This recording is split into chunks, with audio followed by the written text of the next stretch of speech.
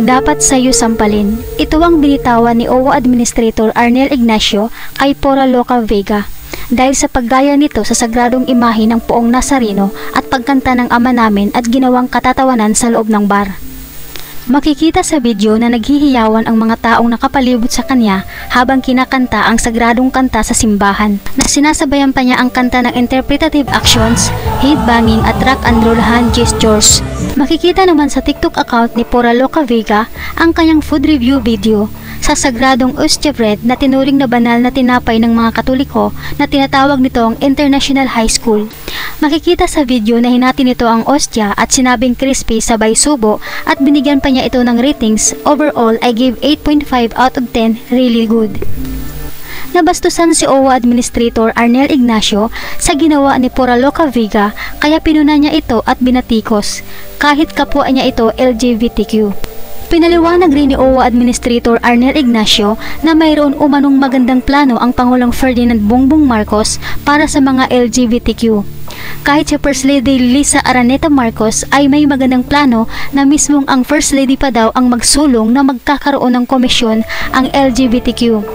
Tapos ganito ang ginawa ni Pora Loca Vega. Kaya nanggigil at naiinis ito sa ginawa ni Pora Loca Vega na ikinahihiya niya sa publiko. Sinabi ni First Lady, idudulog niya sa Pangulo na magkaroon ng commission para LGBTQ. Pagkatapos gagawa ka ng ganyan, bakit kailangan yun ang pagtripan mo, yung ostia? Babaliin mo, may ratings ka pa?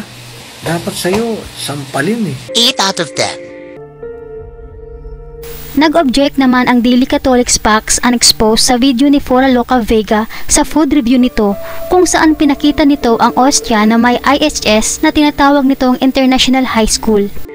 It says IHS, International High School. Charot.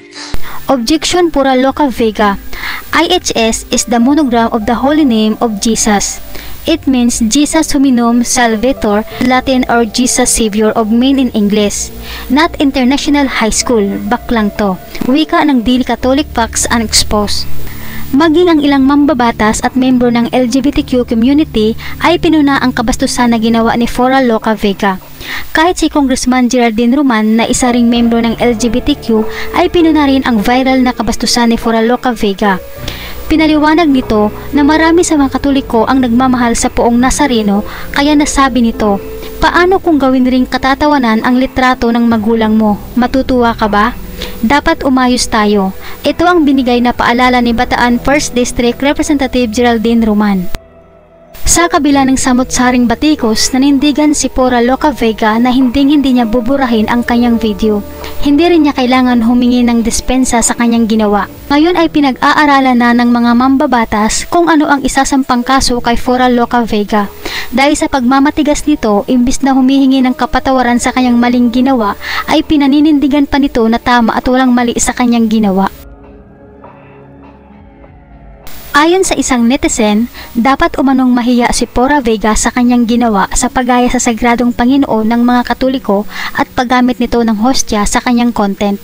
Dahil nakakaapekto umano ito sa tingin ng publiko sa LGBTQ community. Ang daming nagpapakahirap para maipasa ang sugibil para lang masabotahe ng isang taong naniniwala na mas importante ang sarili niyang pagka-individual kaysa nakakarami. Mahiya ka naman sa mga naghihirap na ipaglaban ka.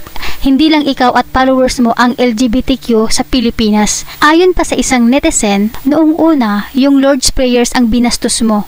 Ngayon naman ay ang Lord's Holy Communion, sobra ka na. Magsisi ka sa kasalanan mo at pangbabastos mo sa banal na Diyos. Baka sakaling maligtas ka. Repent now while there is still time. Wika ng isang netizen. Oh! So crispy! Hello kabayan, bilang isang Pilipino, ano naman ang masasabi mo sa mainit na issue ngayon sa Pilipinas? Please comment down below.